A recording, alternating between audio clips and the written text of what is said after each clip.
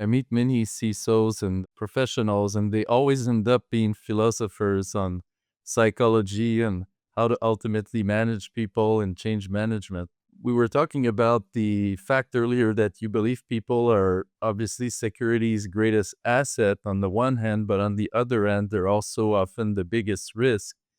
Can you speak a little bit about this duality, and especially in this AI super cycle, how do you turn humans into your strongest defense? John, when we think about people, we have programs that focus on people, and we call them things like security awareness training. And so, what we are implying is that these people are not smart enough and they need to be educated.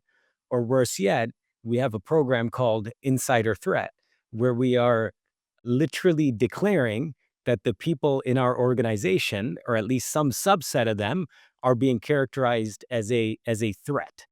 And so typically, as security organizations, we place people on the liability side of the security and risk balance sheet.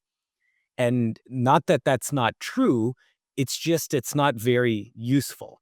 So if we declare that people are the problem and that people are a threat, then we are less likely to think about the opportunity we have in working with the people and working with them positively.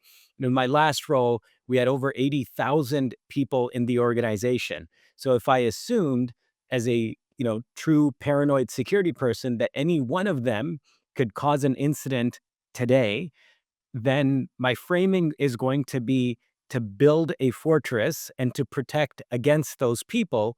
However, those people have access to my systems, access to my data, the ability to make decisions, the ability to send and share data and give other people access to the data. And so if I frame it as these 80,000 people can somehow be assets, and somehow these 80 people can turn towards making a positive impact, and I move them to the asset side of the security and risk balance sheet, all of a sudden, lots of opportunities open up. And so I don't talk about security awareness. I then think about security behavior.